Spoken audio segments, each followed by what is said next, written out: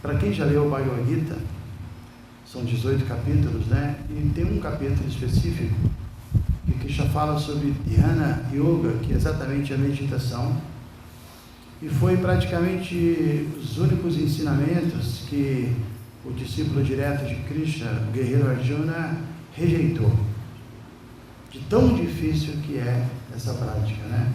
Assim, Krishna enumera uma lista de exigências para que a pessoa possa meditar, possa atingir esse estágio transcendental que o guerreiro disse, Krishna, eu acho mais fácil eu parar com o vento do que parar com a minha mente através dessa lista enorme de exigências, né?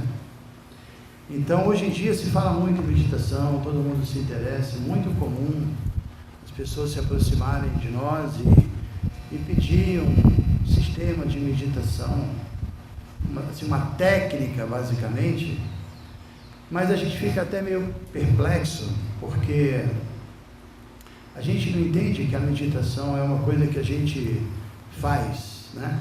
É um estado de consciência que a gente atinge, é diríamos assim, uma mentalidade espiritual que você o tempo todo manifesta. Não é que agora eu vou meditar e depois da meditação eu volto a ser uma pessoa mundana, diríamos assim, né? Como se fosse só uma técnica, sem mudar assim a postura diante da vida.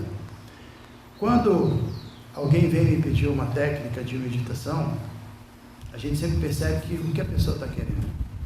Ela está querendo esvaziar a mente dela, ela está querendo acalmar e se livrar daquele barulho, né, que a mente produz o tempo todo. Não é assim que geralmente se pensa, né?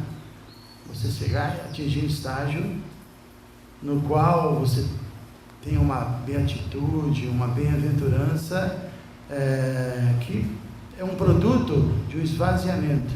Não é assim? O que você acha? As pessoas pensam isso, né? Mas se a gente parar para analisar, essa ideia não é nada prática. Primeiro que a coisa mais difícil do mundo é esvaziar a nossa mente. É pouco provável que a gente consiga esvaziar a nossa mente. E mesmo que alguém consiga, qual é a garantia de que as coisas ruins não vão entrar de novo dentro dela, uma vez ela estando vazia? Cabe coisas dentro. Então, o que o processo dentro da nossa linha de Bhakti Yoga recomenda não é meramente o esvaziamento, mas é uma substituição de valores. Você colocar coisas positivas dentro de você e naturalmente as coisas negativas irão sair. Ontem eu dei esse exemplo, e até a Kalindi falou que gostou do exemplo, que é o exemplo de você não precisar tirar o ar dentro do copo para colocar a água. Você coloca a água e o ar sai. Quando a gente coloca coisas positivas, a gente vai esvaziar a nossa mente das coisas negativas. Então, nossas escrituras prescrevem para a gente se preparar para meditar 6 princípios, 6 práticas que a gente tem que abandonar na nossa vida e 6 práticas que a gente tem que introduzir na nossa vida. Imagina, não é tão simples assim, né? Para você criar uma estrutura para que a sua mente esteja funcionando na plataforma perfeita espiritual, a gente vai precisar de uns pré-requisitos. E também quem já estudou Yoga Sutra de Patanjali, ou quem já estudou Kapila, Sankhya, sabe que a primeira coisa é Yama e depois Niyama. Você tem que deixar certas coisas e aceitar certas coisas, para depois falar em Dharana, em Pratyahara, para depois atingir o que a gente chama de Dhyana e finalmente o Samadhi. Então a primeira coisa é Yama e Niyama. Temos que deixar de lado algumas coisas e aceitar outras coisas. E na linha de Bhakti Yoga é a mesma coisa. 6 coisas nós precisamos deixar de lado. Vocês estão preparados para ouvi-las? Não vou assustar vocês, não? Atyahara, Prayashas, Prajalpo, Niyamagraha, Janasangas e Laurya. Entenderam? Vai cair na prova. Atyahara ahara significa consumir. O tempo todo a gente fala disso, dos sentidos, né? Da voracidade dos sentidos, eles querem o tempo todo consumir e desfrutar. Então esse primeiro ponto é atyahara. A pessoa tem que deixar de ser um consumidor voraz, compulsivo, essa compulsividade, deixar os sentidos soltos, de fazer com que eles busquem prazer sem nenhuma consideração espiritual. Esse hábito de soltar os sentidos e deixá-los buscar prazer, quem tem essa postura não consegue meditar. Como você vai acalmar a sua mente, tendo viciado os seus sentidos o tempo todo, né? Buscar qualquer tipo de prazer. Então a primeira coisa que se recomenda é atyahara. Como eu disse, a palavra ahara significa consumir, mas mais especificamente ainda significa comer. Ahara. Porque a gente não come só assim com a boca, come com os olhos, não come, todos os sentidos comem, né? Às vezes se fala isso, né? Que a pessoa come, assim, tem muita gula e fica o tempo todo com os olhos assim, querendo devorar tudo, isso de um modo geral. Mas especificamente também, a gente até falou isso ontem à noite, esse controle da língua, de você aprender a colocar dentro desse templo chamado corpo material só energia pura, só alimentos puros. Isso é muito importante. Uma pessoa não pode meditar se ela come um alimento gerado da violência, se ela bebe, sei lá, bebidas que agitam a mente, intoxicantes, não tem como, ela tem que ter esse controle. Isso não dá para meditar. Não é que, eu vou continuar com a minha vida do jeito que é e vou aprender uma técnica de meditação e terças e quintas, das 8 às 9, eu vou fazer isso. Mas não vou mudar nada. Isso não é o que as escrituras recomendam. Então, a primeira coisa, atyahara. Vai cair na prova. Então, está entendendo? Deixar de ser consumista, acabar com essa compulsividade, especificamente a voracidade da língua. Atyahara, prayashas. Prayasha, teve até uma menina que perguntou há uns 2 dias atrás à noite se dá para equilibrar a espiritualidade com a ambição profissional. Vocês se lembram, né? Prayasha significa o quê?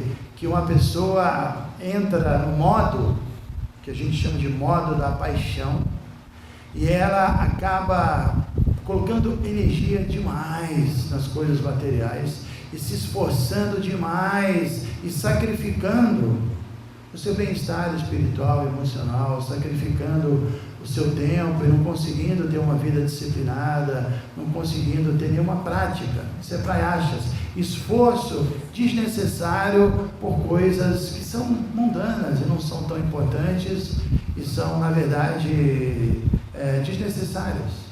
Então a gente vai ter que saber onde vai colocar a nossa energia, como nós vamos usar o nosso tempo, como nós vamos, assim, o que nós vamos ambicionar.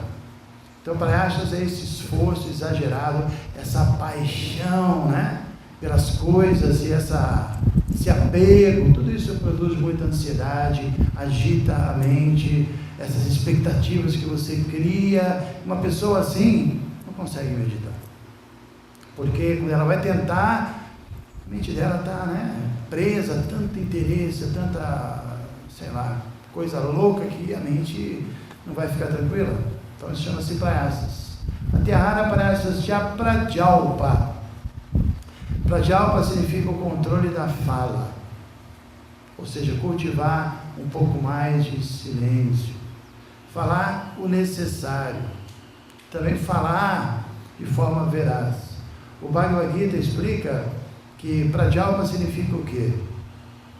Você não falar a veracidade, você falar de um modo que não seja benéfico para outra pessoa, você falar de uma maneira ofensiva que agite a pessoa, e você falar a sua opinião o tempo todo sem considerar assim os valores espirituais das escrituras, você criar, né, sua própria filosofia e achar esse achismo famoso e ficar querendo impor a sua opinião o tempo todo. Isso é Pradyalpa. Então, uma pessoa que quer impor a sua opinião, que se acha muito inteligente, quer criar seu método de meditação ou de religiosidade, ou uma pessoa que não se preocupa, fala de forma ofensiva e não tem essa bondade, essa gentileza ao falar, ou também uma pessoa que não fala a verdade, essa pessoa não consegue meditar. Ela também é desqualificada. Chama-se Pradyalpa. Por enquanto, 3. Quais são os 3 por enquanto? Vamos lembrar? Deixar o consumismo, aprender a consumir as coisas certas, né? Controlar a fala e também onde vai colocar nossa paixão, nossa ambição. Não pode ser por coisas mundanas. Tyahara Prayasas Pradyalpam Niyamagraha. Niyamagraha significa que ele é um método de meditação meramente mecânico, sem, como já falamos, considerar mudanças de paradigma, mudanças de valores, só processo mecânico, né? Achando que isso vai dar resultado. Não. Processo mecânico, pode você ter alguma experiência legal na hora, alguma sensação, mas isso não é meditação. Isso é apenas uma prática que não vai trazer uma verdadeira transformação. Então, isso é Niyamagraha. Agraha significa, agraha, com o primeiro A alongado, significa não praticar niyama, que é uma meditação adequada. Você simplesmente fazer mecanicamente e até criar, como eu disse, seu próprio método. Niyamagraha. Jana Sangas. Jana Sangas significa nos associarmos com pessoas de mentalidade mundana. Aí já sei, todo mundo vai perguntar, mas o que eu faço? Eu trabalho nessa empresa. Isso não significa se associar. Você pode estar com as pessoas, ser educado, ter alguma relação superficial, mas você pode dar a sua associação para uma pessoa que infelizmente não tenha muito o que lhe oferecer, mas você não vai embarcar nas viagens dela, nas ideias dela. Você vai ser muito educado, mas você vai dar a sua associação, não pegar a sua associação. Essa coisa da associação é tão importante porque é troca de energia, né? Você trocar energia com uma pessoa que tem uma energia nefasta, uma energia ruim, isso certamente vai fazer com que o efeito vai prejudicar a sua consciência. Você não vai conseguir meditar tendo uma associação íntima com pessoas completamente, sei lá, invejosas e luxuriosas, e cobiçosas, e críticas, e que vivem se lamentando, e você acaba obtendo isso das pessoas também. Então isso tudo impede a meditação. Isso é Jana Sangha. Tyahara Prayasas Pradyalpam Niyamagraha Jana Sangha e finalmente Laurya. Laurya, diariamente no programa da manhã, às 4:30 da manhã, depois do programa nós recitamos 10 posturas que a gente precisa deixar de lado, e uma delas, a última, significa Aham Mameti, é a gente exagerar a dose do Aham e do Mama, eu e meu, né? Mesmo tendo lido, mesmo tendo aprendido, ainda assim a gente insiste, eu e meu, eu e meu.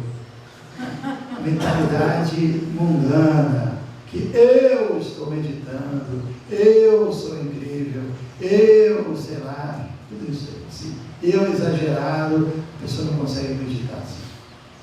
Também, eu até escrevi isso no Face, uma brincadeirinha assim, que um discípulo chegou para o Guru e disse, eu desejo a paz, como é que eu consigo a paz? Aí ele falou, é fácil, primeiro você tira o desejo, depois você tira o eu, que sobra a paz. Eu desejo a paz. Como eu posso obter? Fácil. Tiro eu e tiro o desejo, que sobra é a paz. Então esse eu é muito forte quando você cria seu método, né? Quando você não submete humildemente ao mestre, a um processo milenar que já passou pela prova do tempo E hoje em dia é super comum as pessoas criarem seu método.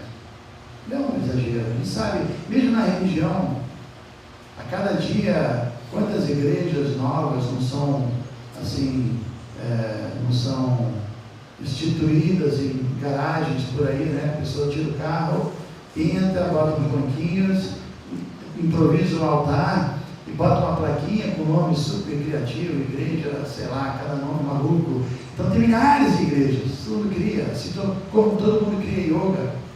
Não cria yoga, ele cria yoga, tem um sistema chamado cria yoga, mas inventa yoga. O professor Hermógenes, uma vez aqui, num programa que a gente fez juntos, ele falou de uma coisa que eu sempre comento, que ele é muito engraçado e muito assim, inteligente, e ele falou que uma vez ele estava dando uma sequência de palestras no Recife, e uma pessoa perguntou sobre um tipo de yoga que ele nunca tinha ouvido falar, yoga eugenética. Aí ele ficou muito curioso, falou, poxa, eu sou estudioso, nunca ouvi falar de yoga eugenética. O que é isso? Ele falou, não, aqui no Recife tem uma casa ali, no Boa Viagem, na esquina, uma placa assim, matrículas abertas de yoga eugenética. Ele falou, você vai passar por lá amanhã? Pega um folder, traz para mim um material que eu quero ver. Ele falou, pode deixar, professor. Antes de vir amanhã para a palestra, eu vou lá e pego o folder. Dito e feito, a pessoa foi lá. Aí parou o carro na porta, estava uma senhorinha varrendo. Ele perguntou para a senhorinha, escuta, tem algum material, um papelzinho, alguma informação sobre eugenética? E a velhinha falou, a dona Eugênia acabou de sair. Dona Eugênia deu uma saída. Então isso é louria. A gente inventar, a gente querer ser a causa, a gente querer ser o fundador de algo. E o mundo está tão louco, que se a gente chegar e mandar um release aí para um programa de entrevista legal, e falar, olha, está aqui meu release, eu não criei um método de yoga, de meditação, eu simplesmente sou um discípulo humilde de mestres, vou só apresentar aquilo que eu aprendi. Pessoal, vai. Olha, eu inventei um método de meditação muito louco, que você, esse cara é bom, traz esse cara aqui. Isso era de cara. Kali Yoga é assim, as pessoas querem ser enganadas. Uma vez, quando perguntaram ao nosso mestre uma definição de Kali Yoga, ele falou, Kali Yoga significa que tem dois tipos de pessoas, os enganadores e os enganados. Porque existem pessoas que querem ser enganadas e existem enganadores, né? Nessa era, as pessoas estão tão assim, empobrecidas espiritualmente que elas só querem comprar bijuteria. Ninguém vai comprar diamante. Muito difícil. Alguém querer seguir princípios, levar a sério um estudo profundo. Não, eu quero uma coisa rápida, no final de semana. Eu vou fazer um processo, vou fazer um curso de meditação no final de semana. Aqui, há bons anos atrás, porque aqui, além da gente ter a nossa programação, tinha sério pessoas que têm, sei lá, um propósito de dar um workshop, a gente aluga, dá a estrutura da praçada, da acomodação, e a gente faz os nossos programas, e geralmente eles aparecem aqui, ou às vezes não. Mas a gente tem, né, esse esquema. E uma vez veio um grupo, e o grupo chamava Avatara. Avatara significa o quê? Uma encarnação divina de Deus. E o curso, que era um final de semana, ensinava você, tornava você um avatara, no final você ganhava um diploma e se transformava em Deus. E custava $500, não era muito caro, podia pagar em 3 vezes. Para você se tornar Deus, $500, tá bom, né? Ensina uma coisa ridícula, completamente ridícula. Mas tem pessoas assim, que fizeram mestrado, pessoas, sei lá, formadas, acharam, eu vou lá fazer o curso de avatar. Loucura isso. Completa loucura. Esse é Kali Yoga. Então, uma pessoa assim, que tem essa mentalidade, não vai conseguir atingir assim, o estágio necessário para realmente praticar meditação. Então, e quando nos perguntam, vocês também praticam yoga? A gente fica até assim, né? Porque a gente não entende que yoga é uma coisa que se pratique, é uma coisa que você se torna, né? E eu dou o exemplo da caridade. Às vezes você pega uma pessoa que é um crápula, que é uma pessoa super perversa, vamos imaginar um político mal intencionado, que não é tão difícil de imaginar.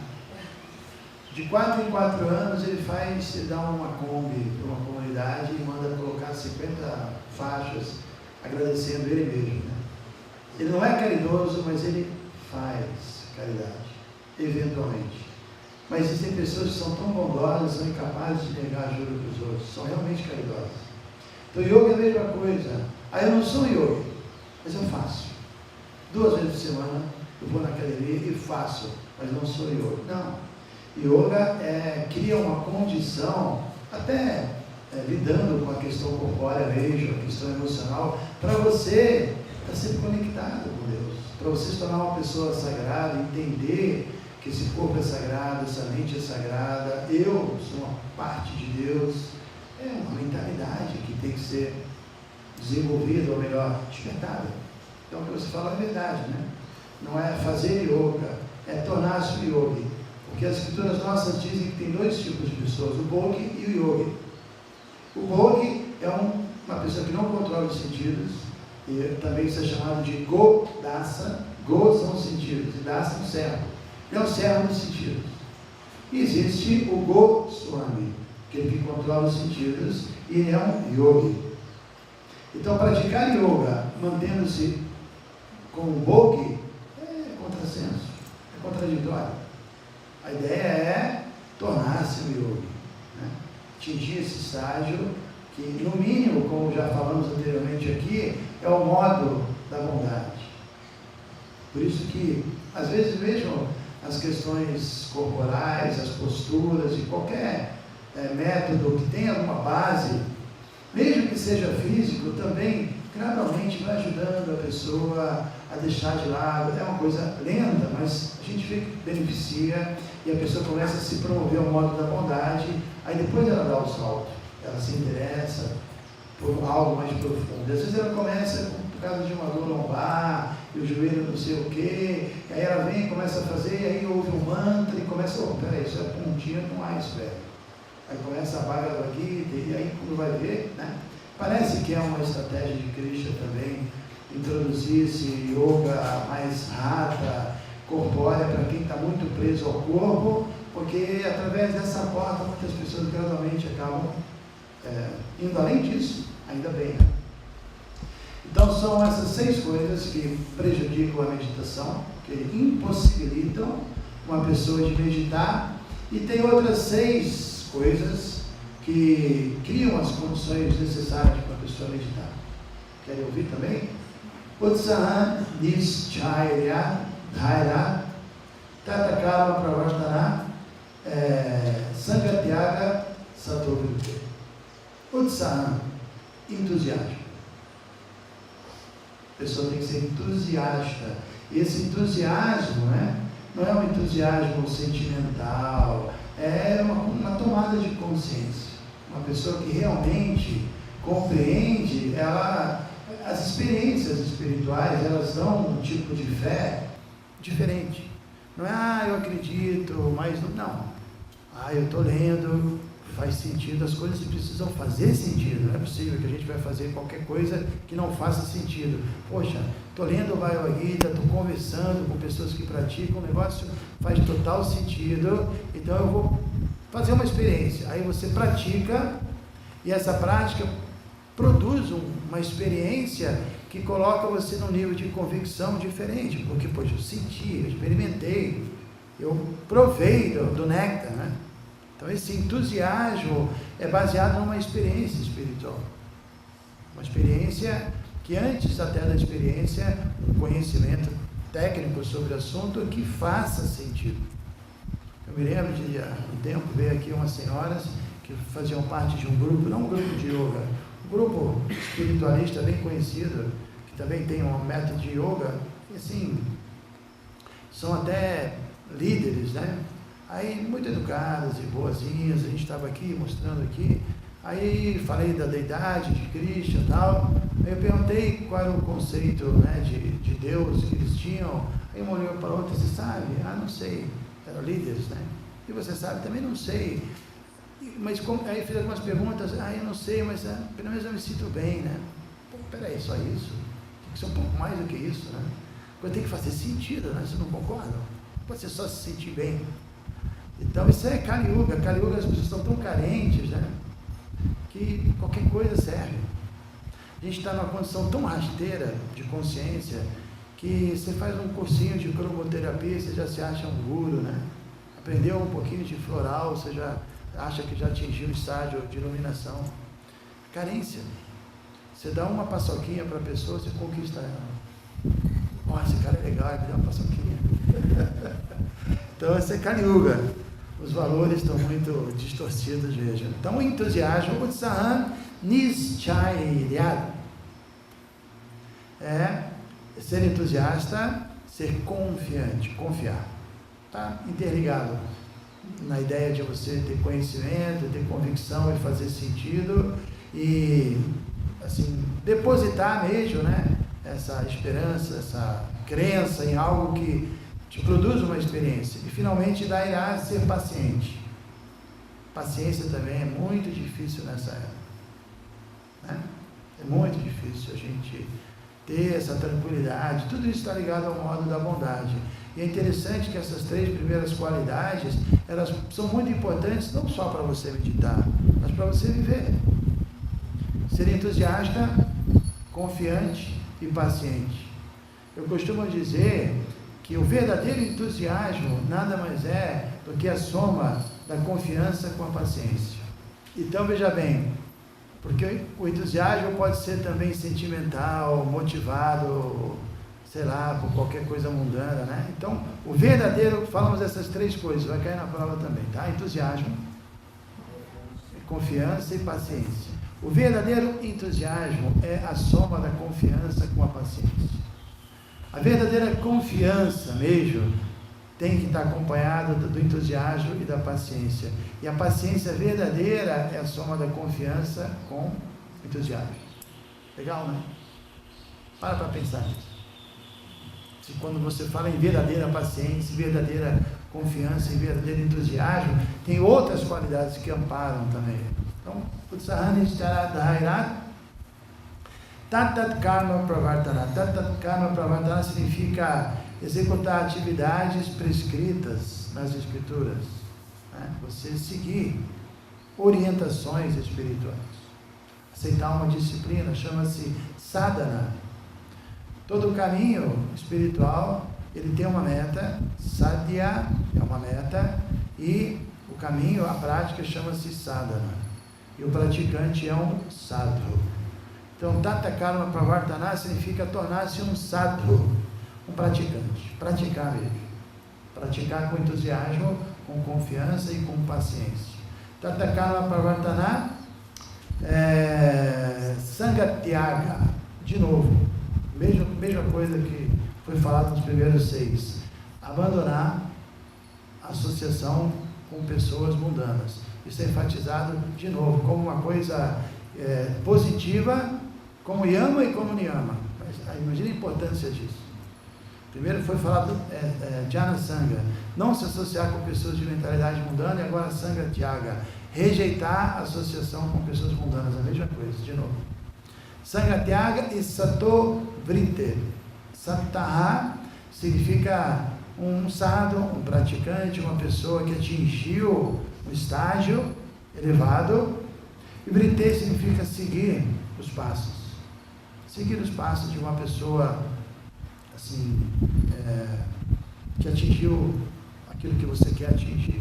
Não inventar seu próprio caminho, seguir esse caminho. Isso é interessante porque nosso Guru dizia que você não pode imitar uma pessoa avançada. Isso é errado, você tem que seguir os passos. Quem imita é o hipócrita, ele quer fazer de conta que ele é igual. Mas quem segue os passos e passa por tudo que a pessoa passou, aí realmente ela é uma pessoa avançada. Ontem eu respondi uma pergunta na internet, que a pessoa perguntava, o Bhagavad Gita diz que um verdadeiro sábio não se lamenta. E a gente entende, né, que o sofrimento, ela dizendo que o sofrimento é karma, e que o Bhagavad Gita diz que ninguém pode, que um sábio não se lamenta. Então seria errado se lamentar a dor dos outros, né? Aí deu uma resposta longa, mas Eu falei nesse ponto que quando o Krishna fala que o verdadeiro sábio não se lamenta, o Krishna está dizendo para você imitar o sábio. Realmente, um verdadeiro sábio vê a mão de tudo o tempo todo, a mão de Deus em tudo o tempo todo, e não há por que se lamentar. O Krishna está controlando, o Krishna está dando o remédio que todo mundo precisa tomar. Mas, se você ainda não entendeu isso e quiser cultivar uma insensibilidade, isso é terrível, isso é completamente nocivo. Primeiro a gente vai ter que sensibilizar com as pessoas, e depois, entrando nesse nível de benevolência, aí a gente vai, e além disso, ir atingir uma sabedoria profunda, que você vai deixar de se lamentar pela dor material dos outros, mas ao mesmo tempo você vai se lamentar pela dor das pessoas terem abandonado Deus, estarem trilhando um caminho completamente equivocado. Isso é lamentável. O sábio se lamenta por isso ele faz austeridade, ele tenta divulgar o conhecimento e compartilhar essas experiências, porque ele está vendo que as pessoas estão sofrendo, mas não materialmente. Sofrer materialmente faz parte desse mundo, você não pode evitar, mas sofrer e acumular mais sofrimento por darmos as costas para Deus, isso é lamentável. Então, Sattva-Vritti significa seguir os passos de uma pessoa. Antes dela atingir esse estágio, com certeza ela passou pelo estágio de ser muito bondoso e querendo ajudar todo mundo, e ela foi se qualificando, e são vidas e vidas, né? Até chegar nessa condição de sabedoria, que você já vê por trás, assim, das aparências, a mão de Deus, e entende que as pessoas estão passando pelas coisas que elas realmente precisam passar. Então isso é Sattva-Vritti. Então tudo isso para depois a gente falar em meditação. Deixar 6 coisas e pegar 6 coisas, e aí você vai meditar tranquilo. O que vocês acham? Não é tão fácil, né? Mas como eu disse no início, a ideia da meditação, de esvaziar a nossa mente, isso é interessante, e eu costumo dar um exemplo, me baseando pela medicina ayurvédica. Qual o exemplo? Uma pessoa que ingere muitos produtos lácteos, ela tem a tendência a ter um desarranjo intestinal. Então, qual a ideia quando esse desarranjo se manifesta? É parar de ingerir produtos lácteos, primeira coisa. Só que dentro da visão védica, existe um produto lácteo, que é o iogurte, que era terapêutico nesse caso. E mesmo que você tenha tido um desarranjo intestinal por conta de ingestão exagerada de produto lácteo, o que vai te salvar é um outro produto lácteo, iogurte. Iogurte restaura a flora intestinal, né? Então, nós agora podemos ter um desarranjo da nossa consciência, porque ingerimos muito som mundano, formas mundanas, alimentos mundanos, associação mundana. Então vamos abandonar tudo isso? Sim, mas vamos ingerir iogurte, associação boa, terapêutica, alimento espiritual, terapêutico, o santo nome de Deus, som, porém terapêutico, a forma das deidades, os quadros de Krishna, terapêutico. Não é só deixar, entenderam a ideia, né? Não é abandonar, não quero mais forma, não quero mais som, não quero mais amizade, não, vou substituir. O tempo todo a ideia é parandrishta, substituir valores materiais por valores espirituais superiores. E é também o que a Bíblia fala, você tem que se desvestir do homem velho e se revestir de um homem novo. É isso, vida espiritual. É difícil de entender essa transformação, essa reprogramação, não só da mente, mas de toda a nossa mentalidade, a nossa consciência.